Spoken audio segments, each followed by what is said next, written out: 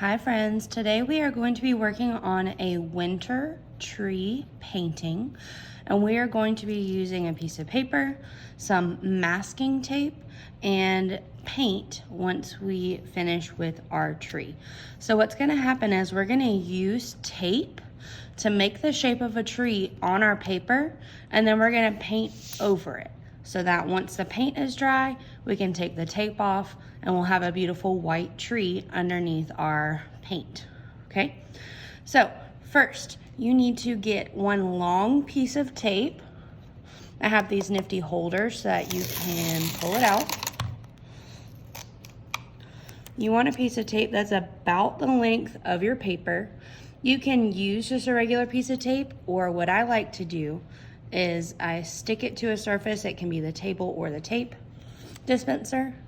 Hold it with 2 fingers on each hand and turn your fingers the opposite way from each other. This is going to tear the tape, and it's going to make the edge of the tape more rough so it looks more like a tree trunk.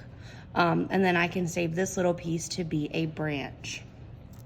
So it didn't tear very far, so I'm going to turn it around and also tear from the other side. So again, 2 fingers from each hand, hold the tape, turn your fingers in opposite directions to make that tear. And it kind of did a short one again, that's okay. I'm gonna save this to the side. I'm gonna take my big piece of tape. I'm gonna decide where I want it to be on my paper. I'm gonna press it down. I'm gonna start at the top and slide my finger down to make sure that it gets taped down without any wrinkles. And then I have a little bit of extra right here that I'm just gonna tuck underneath. So we have a little bit of tape right there, and that'll help us peel it off later. So I have my tree trunk. Now it's time to add some branches. So I already have these 2 little pieces that I made from tearing my big piece. I'm gonna put a little bit of the tape on top of the tree trunk that I have, and then smooth it out to the side. And it wrinkled up a little bit right there. That's okay, because tree branches are not square, they're not perfect. I'm gonna take my other one and maybe put it right here. And sometimes they can go a little bit more up or out. Again, trees are not perfect and they can go in any direction. I'm gonna take another piece of tape and I'm gonna do that same tearing motion. So this is a much shorter piece of tape, but I'm still going to hold it with 2 fingers. I'm going to twist my fingers away from each other and tear it. That one went pretty down the middle, which was kind of cool. But it still has that rough edge that makes it look like a tree branch. I'm gonna put this one on this side. And since it's pretty long, I'm gonna take this piece and I'm gonna tear it in half. So I'm holding it on my fingers, it's sticky, so it'll stick to my fingers. And I'm still gonna pinch it, twist my fingers apart, and now I have 2 smaller pieces, so I can have smaller branches up top.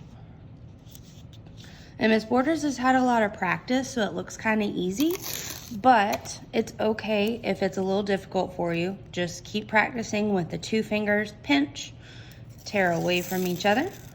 Ooh, this one's cool. So I got a skinny one and a thick one. So I'm gonna put my thick one over here and maybe put my skinny one in between these 2. So I have a pretty good amount of branches, but I have a lot of empty space here. So I'm gonna do at least 1 more piece of tape. Tear it in half. Oh, that one's a thick one. We'll put this little one right here. And maybe I'll tear this one in half again, so that I have a little pointy one right there.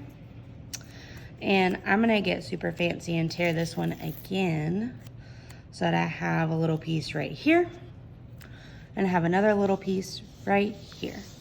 All right, so I have my tape tree. I am ready to move on to the next step. When we do this, you absolutely need to make sure that you put your name on this, but not on the front, because we don't want to see our name on our white paper. We want to be able to see a nice colorful paper on the front, and we'll have our name on the back. So you need to make sure that you're using a pencil. Write your name on the back before you paint, because you can't turn your paper over once you start painting. It'll get all messy on the table and it'll mess up the paint on your paper. So let's get a pencil and write our name. All right, here we go. I'm going to write in the middle of my paper, I'm gonna write Ms. Borders. It does not have to be huge, but it needs to not be super small, because sometimes it's hard for me to read it if you write your name super small.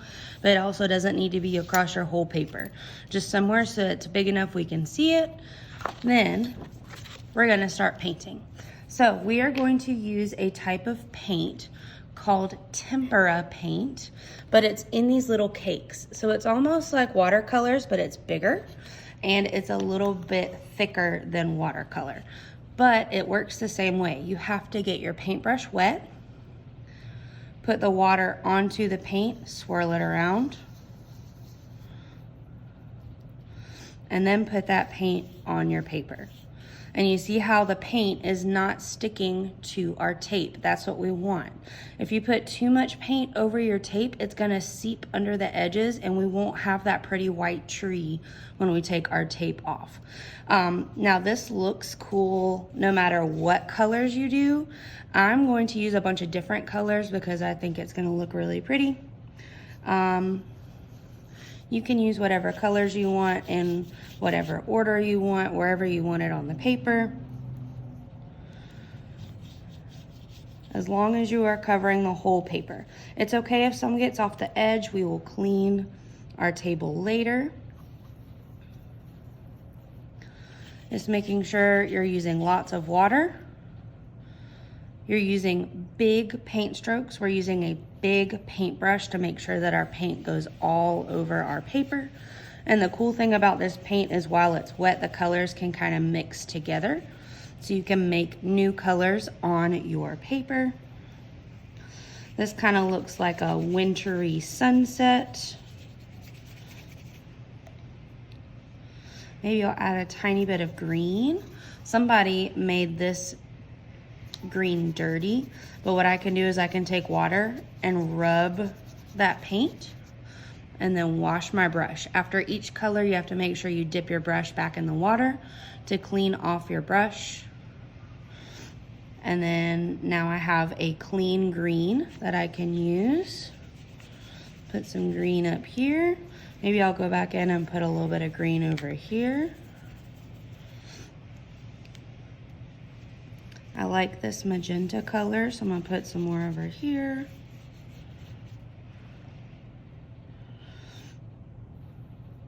Ooh, maybe a dark blue right here. All right, make sure I'm covering up all those little white spaces that I missed in the middle. And there we go. Once it's all painted, it needs to go to the drying rack. And then the next time you guys come in, we will do the second step, which is taking the tape off and adding some snow.